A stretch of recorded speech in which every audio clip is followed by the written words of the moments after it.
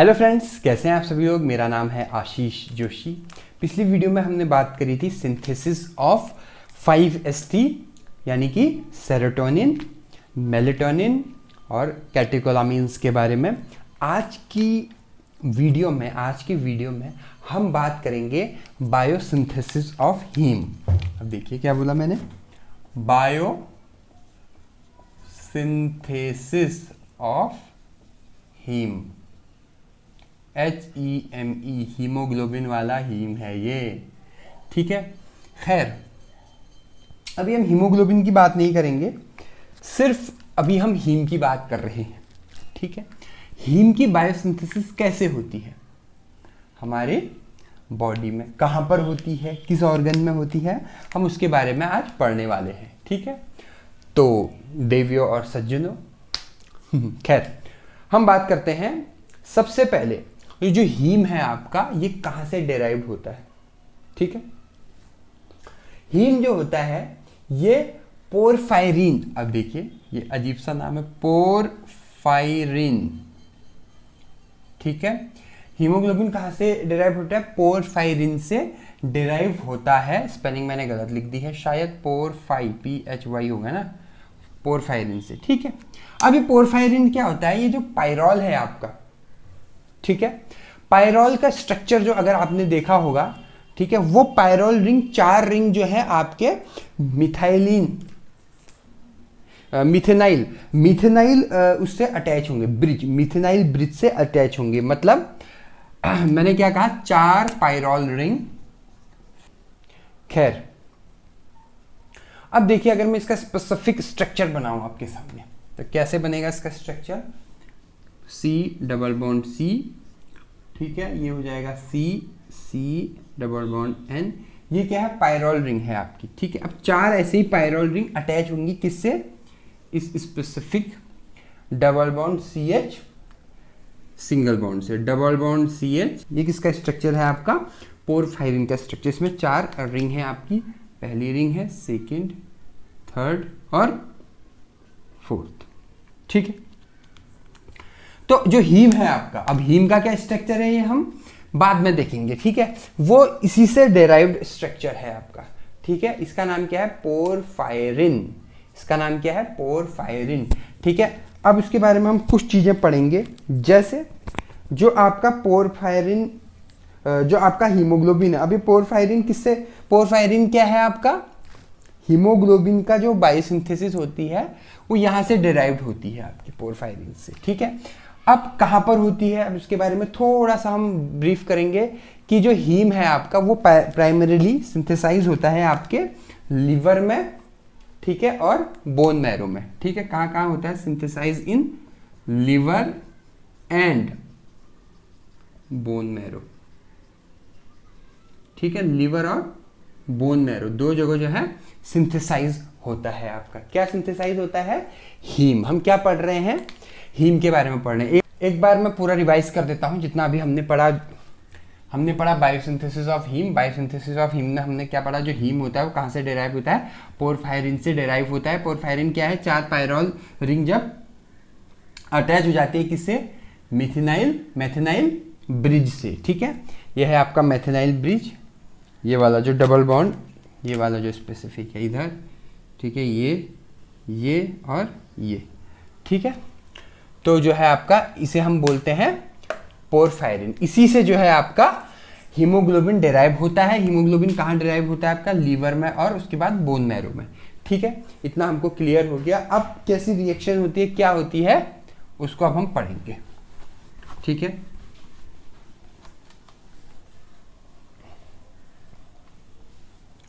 अब रिएक्शन की अगर हम बात करें तो 2 कंपाउंड है। सबसे पहले सक्सिनाइल कोएर ग्लाइसिन, ठीक है, सक्सिनाइल कोए प्लस ग्लाइसिन। सक्सिनाइल कोए आता है आपका citric acid cycle, TCA cycle से, और ग्लाइसिन क्या है आपका, नॉन इसेंशियल अमीनो एसिड, ठीक है, नॉन इसेंशियल अमीनो एसिड है आपका, ठीक है। उसके बाद ये क्या करते हैं आपके, आपस में रिएक्ट करते हैं और ये बनाते हैं आपका एक बहुत ही प्यारा सा कंपाउंड जिसका नाम है डेल्टा अमीनो लिव्यूनिक एसिड। अब देखिए मैंने क्या बोला, डेल्टा अमाइनो लिव्यूलिनिक एसिड। ठीक है, इसको हम शॉर्ट में लिख देते हैं ALA।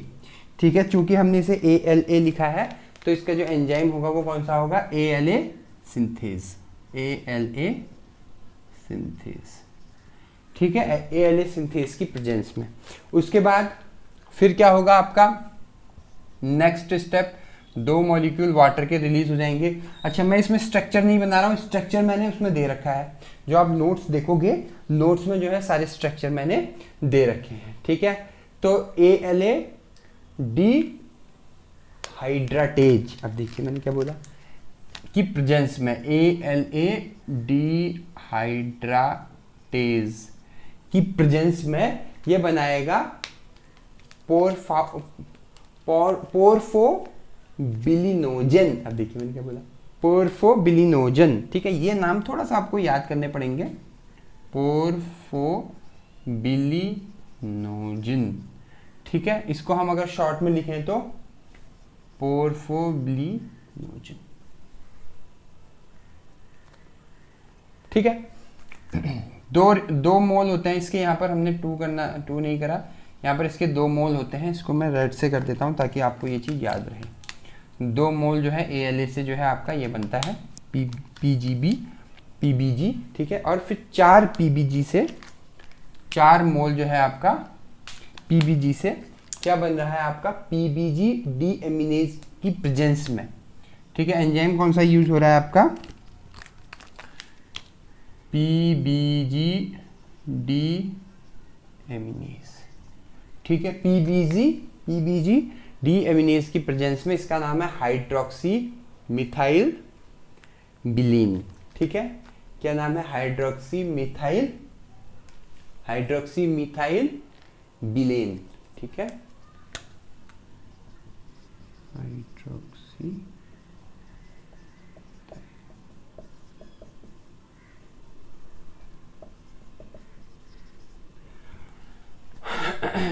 कोई इसको बाइलेन पढ़ेगा, कोई बिलेन पढ़ेगा, जिसको जो पढ़ना है वो पढ़ो भाई, लेकिन याद कर लेना। उसके बाद साइक्लिक, अब इसका क्या होता है ना, ये कॉन्टिन्यूसली इसकी एक साइकिल बनती जाती है, क्योंकि 4 ये आपका PBG है, तो ये एक्यूमुलेट होता जाता है और कंटिन्यू होता जाता है, और इससे बनता है आपका ओरोपोरफायरिनोजन। अब देखिए यूरो।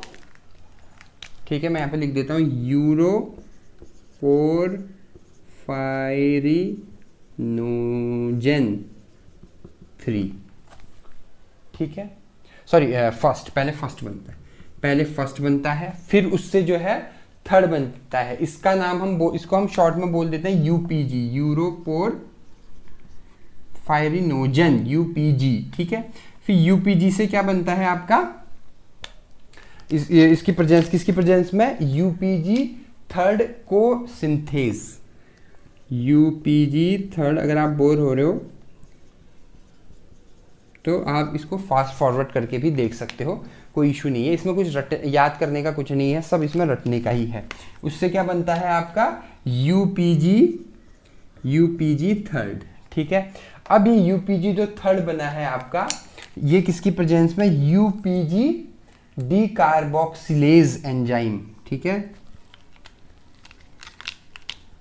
UPG डीकार्बोक्सिलेज एंजाइम, इसकी प्रेजेंस में अब बनता है आपका कोप्रोपोरफायरिनोजन। ठीक है, शॉर्ट में लिख लेता हूं CPG। अब देखिए, अब मैं पूरा क्यों नहीं लिख रहा हूं, क्योंकि मैंने नोट्स में तो दे रखा है, तो क्यों पूरा लिखना है, CPG थर्ड। ठीक है, कोप्रो, ठीक है, पोरफायरिनोजन थर्ड। और उसके बाद जो कोप्रोपोरफायरिनोजन थर्ड है आपका, वो कोप्रोपोरफायरिनोजन ऑक्सीडेज की प्रेजेंस में, मतलब CPG ऑक्सीडेज की प्रेजेंस में क्या होगा, यहाँ पर क्या हो जाएगा, यहाँ पर एक चीज़ होगी भाई, एक NADP चेंज हो जाएगा NADPH प्लस H पॉजिटिव में, ठीक है। तो उसके बाद ये हो जाएगा आपका प्रोटोपोरफायरिनोजन थर्ड, प्रोटोपोरफायरिनोजन थर्ड। अब देखिए, ठीक है, पेपर में आएगा तो आप पूरा लिखेंगे वैसे शायद आपके MCQs होंगे अब, तो पेपर में तो इस टाइप से कोई क्वेश्चन नहीं पूछा जाएगा, कंपाउंड्स के नाम पूछ सकता है। उसके बाद फिर क्या होगा आपका PPG थर्ड, PPG ऑक्सीडेज, ठीक है, यही सेम एंजाइम है। ये क्या था, CPG था, ये PPG होगा, तो PPG ऑक्सीडेज की प्रेजेंस में जो है ये चेंज हो जाएगा आपका प्रोटोपोरफायरिन थर्ड में। ये क्या था, पोरफायरिनोजन था, ये क्या हो जाएगा प्रोटोपोरफायरिन, ठीक है, पोरफायरिन थर्ड, ठीक है, ये बन जाएगा आपका प्रोटोपोरफायरिन थर्ड।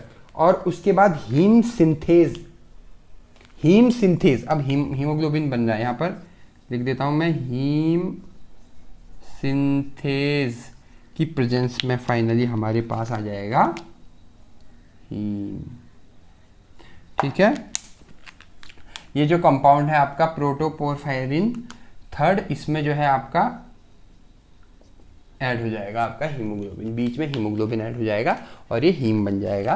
तो ये है आपका बायोसिंथेसिस ऑफ हीमोग्लोबिन, बस इतना सा है, ज़्यादा कुछ नहीं है, ठीक है। एक बार रिवाइज कर दूं फटाफट, ओके। देखिए हम बात कर रहे हैं बायोसिंथेसिस ऑफ हीम की, ठीक है। सक्सिनाइल कोए जो आया है आपका सिट्रिक एसिड साइकिल से, और ग्लाइसिन एक नॉन इसेंशियल अमीनो एसिड्स है। नॉन इसेंशियल अमीनो एसिड्स क्या होते हैं, जो हमारी बॉडी में बनते हैं, हमें बाहर से लेने की ज़रूरत नहीं होती है, ठीक है। ये दोनों मिलकर रिएक्शन करते हैं, ALA सिंथेस की प्रेजेंस में ये बनाते हैं ALA के दो मॉलिक्यूल बनाते हैं आपका PGB, PBG डी एमिनेज की प्रेजेंस में बनता है आपका हाइड्रोक्सी मिथाइल बाइलेन, ठीक है। उसके बाद उससे बनता है UPG फर्स्ट, ठीक है, UPG फर्स्ट से बनता है UPG third in the presence of UPG third को सिंथेज, ठीक है। उसके बाद UPG थर्ड से बनता है CPG थर्ड से बनता है PPG थर्ड से बनता है प्रोटोपोरफायरिन थर्ड, और प्रोटोपोरफायरिन थर्ड से बनता है आपका हीम। सिंपल सा है, ठीक है। आपको ये लग रहा होगा बहुत मुश्किल है, बहुत इजी सा ये आपका रिएक्शन है, ठीक है। अब इसमें एक चीज़ क्या है कि भाई जो मेन इंपॉर्टेंट चीज़ है, ठीक है, वो ये है कि जो स्टेप दूसरा, तीसरा और चौथा है, वो स्टेप होता है आपका साइटोप्लाज्म में। मैं इसको यहाँ से अलग से लिख देता हूँ, स्टेप दूसरा, तीसरा और चौथा, ये कहाँ पर होता है आपका साइटोप्लाज्म में, साइटोप्लाज्म। और बाकी बचे हुए स्टेप, ठीक है। अब इसमें टोटल कितने स्टेप हैं, टोटल इसमें 7 स्टेप हैं, तो बाकी स्टेप गिन लो भाई, पहला, पांचवा, छठा और सातवां। तो ये जो 4 स्टेप हैं ये आपके होते हैं आप कहाँ, माइटोकॉन्ड्रिया में, ठीक है, एज सिंपल एज दैट, ठीक है। आई होप आपको ये चीज समझ आई होगी, ठीक है। नेक्स्ट टॉपिक, एक छोटा सा टॉपिक और है, वो कवर कर लेते हैं, वो है हाइपर बिलिरुबिनेमिया। अब क्या होता है ये, ठीक है। इसी के साथ एक टॉपिक और है जॉइंडिस, दोनों एक ही है लगभग। ये जो है ये इसकी पहली स्टेज है, हाइपर बिलिरुबिनेमिया, ठीक है। अब हाइपर है, हाइपर मतलब बढ़ना, किसका बढ़ना, बिलिरुबिन का, बिलिरुबिन कहाँ बढ़ना, हमारी बॉडी में, ठीक है। और जिससे क्या हो जाएगा, ये क्या है, it is a condition in which there is a build up of bilirubin in the blood, ठीक है। कहाँ बढ़ेगा आपका, ब्लड में, ठीक है। Causing yellow discolouration of the eyes, nails वगैरह हमारे येलो हो जाते हैं, ठीक है। इसमें आपको पता है जॉइंडिस में क्या होता है, जॉइंडिस किसे बोलते हैं, पीलिया, ठीक है। तो आईज लाल पीली हो जाती है, येलो हो जाती है, हाथों का कलर, फेस का कलर, स्किन का कलर येलो हो जाता है, ठीक है, नेल्स वगैरह सब येलो हो जाते हैं ज़्यादातर, ठीक है। तो ये कैसी कंडीशन है आपकी, ये जॉन्डिस से पहले की कंडीशन है जिसे हम बोलते हैं हाइपर बिलिरुबिनेमिया, ठीक है।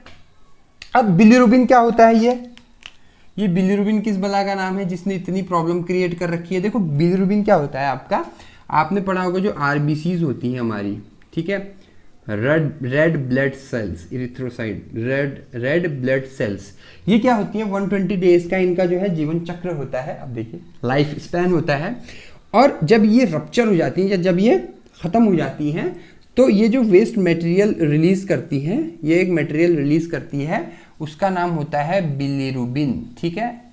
और फिर ये बिलिरुबिन जो है एक्सक्रीट आउट हो जाता है, जो हमारी जो फीसिस है वो येलो इसी के कारण होती है आपकी, ठीक है। तो ये इतना सा है आपका हाइपर बिलिरुबिनेमिया, ठीक है। उसके बाद है आपका जॉइंडिस। जॉइंडिस क्या होता है, देखो जॉइंडिस, अब देखिए जॉइंडिस, ठीक है। देखो जॉइंडिस की स्पेलिंग मुझे बिल्कुल सही आती है और किसी की आए ना आए, ठीक है, हिंदी में भी लिख दूं पीलिया, ठीक है। इंपॉर्टेंट टॉपिक है, ठीक है। ये क्या होता है, जब आपका बिलिरुबिन जो है वो एक्यूमुलेट होने लग जाता है, इकट्ठा होने लग जाता है, ठीक है। इसका डिपोजिशन होने लग जाता है हमारे लीवर में या हमारी बॉडी में भी बोल सकते हैं हम कलेक्टिवली, ठीक है। तो जो सिचुएशन पैदा होती है उसको हम बोलते हैं जॉइंडिस, ठीक है। जॉइंडिस में क्या होता है, जो बिलिरुबिन है आपका वो क्या हो जाता है, बहुत ज़्यादा इंक्रीज हो जाता है और हमारे लीवर में जाके एक्यूमुलेट हो जाता है, या ठीक है बॉडी में जाके एक्यूमुलेट हो जाता है, और जो है इस वजह से हमें जॉइंडिस वाली सिचुएशन आ जाती है, ठीक है। अब इसके क्लासिफिकेशन क्या है, कितने टाइप का होता है, उसके बारे में हम थोड़ा सा देख लें, ठीक है। बेसिकली अलग अलग बुक्स में देखोगे तो आप अलग अलग मिलेगा। बेसिकली अगर हम क्लासिफिकेशन की बात करें, ठीक है, अगर हम क्लासिफिकेशन की बात करें तो ये 3 टाइप के होते हैं। पहला होता है हीमोलाइटिक, दूसरा होता है हिपेटिक, तीसरा होता है ऑब्स्ट्रक्टिव। पहला होता है हीमोलाइटिक, दूसरा होता है हिपेटिक और तीसरा होता है ऑब्स्ट्रक्टिव। देखिए मेरा मेन उद्देश्य ये नहीं है कि मैं इसमें से एक एक चीज़ आपको बता दूं। मेरा जो मेन उद्देश्य रहता है as a teacher, as a professor, assistant professor, ठीक है, कि आपको ना हल्का सा मैं टच करके छोड़ दूं, थोड़ा सा इंटरेस्ट बना के कि इसमें ऐसा होगा उसको छोड़ दूं, बेसिक टर्म आपको पता लग जाए। उसके बाद आप खुद भी अगर बुक में देखोगे, अगर अब देखो कुछ बच्चे ऐसे होते हैं जिनका इतने से ही काम चल जाता है। 3 टाइप के बच्चे होते हैं। कुछ ऐसे बच्चे होते हैं जिनका इतने से ही काम चल जाता है, कुछ बच्चे ऐसे होते हैं जिनको इतना बता दे तो बड़ा चढ़ा के उसको एकदम ऐसे पेश कर देते हैं कि एग्जामिनर को लगता है कि यार इसको तो बहुत कुछ आता है। और कुछ बच्चे ऐसे होते हैं जिनको एक्चुअल में फिर इंटरेस्ट जो है, जिज्ञासा, क्यूरियोसिटी जग जाती है उनकी, और वो फिर उसके बारे में ज़्यादा पढ़ना स्टार्ट करते हैं, ठीक है। इसलिए मैं एकदम डीप में पढ़ाने के मूड में नहीं रहता हमेशा। मैं सोचता हूँ कि इसको टच करके टॉपिक को छोड़ दिया जाए, ठीक है। ये मेरी अपनी स्टाइल है पढ़ाने की। तो हीमोलाइटिक, अब जैसे हीमोलाइटिक नाम से ही पता लग रहा है, इसमें क्या होता है, हीमोलाइसिस होता है किसका, आरबीसीज का या इरिथ्रोसाइट का, ठीक है। अब आप खुद ही बताओ कि भाई, इस पहले की बात कर रहे हैं हम, हीमोलाइटिक में क्या होता है, हीमोलाइसिस हो जाता है, हीमोलाइसिस हो जाता है किसका, आरबीसीज का, बहुत ज़्यादा अमाउंट में। अब आपको पता है जो आरबीसीज हैं आपकी, ठीक है, ये आरबीसीज हैं, ये अगर रप्चर होती हैं तो ये आपके वेस्ट मटेरियल देती हैं। उस वेस्ट मटेरियल का नाम है बिलिरुबिन, ठीक है, ये है बिलिरुबिन आपका, ठीक है। बहुत भयानक सा है ये, इसकी मूंछें भी बना देते हैं, ठीक है, ये है बिलिरुबिन, ठीक है। अब जितना ज़्यादा हीमोलाइसिस होगा उतना ज़्यादा बिलिरुबिन निकलेगा, रिलीज होगा, ठीक है। मतलब जितना ज़्यादा कूड़ा होगा उतनी ज़्यादा स्मेल आएगी, कूड़ा ही नहीं होगा, कम कूड़ा होगा तो स्मेल कम आएगी, ठीक है। तो वही वाली बात है। तो हीमोलाइटिक एनीमिया में, सॉरी एनीमिया नहीं, हीमोलाइटिक जॉइंडिस में क्या होता है आपका, जो रेड ब्लड सेल्स हैं आपकी, जो आरबीसीज हैं, जो इरिथ्रोसाइट्स हैं, इरिथ्रोसाइट्स भी आप इसे बोल सकते हैं, आरबीसीज भी बोल सकते हैं, ठीक है। ये क्या होता है, बिलिरुबिन को ज़्यादा रिलीज करती हैं। वो कैसे करेंगी, ज़्यादा मात्रा में, ज़्यादा अमाउंट पे हीमोलाइसिस हो जाएगा इनका, जिससे ज़्यादा बिलिरुबिन रिलीज होगा और हीमोलाइटिक आपका जॉइंडिस होने की सिचुएशन आ जाएगी, ठीक है। बहुत बड़ा टॉपिक है लेकिन ये मेन है इसमें। उसके बाद है हिपेटिक जॉइंडिस। हिपेटिक जॉइंडिस क्या होता है, ये क्या करता है आपका हिपैटिक, जैसे कि आपको नाम से ही पता लग रहा है, हिपैटिक सेल्स कहाँ होते हैं हमारे लीवर में।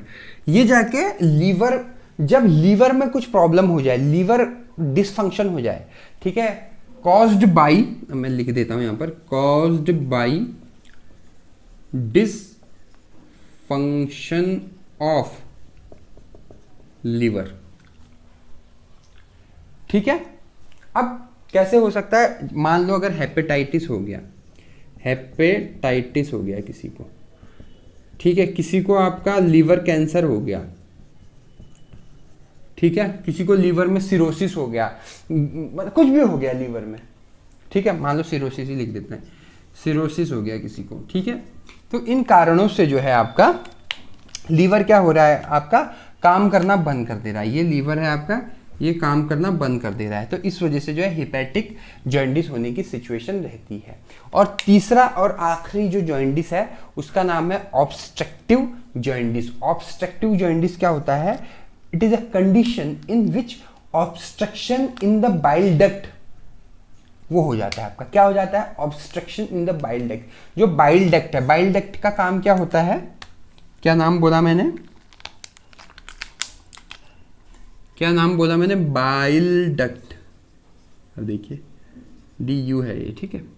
बाइल डक्ट देखो क्या करता है आपका, जो बिलिरुबिन है आपका उसको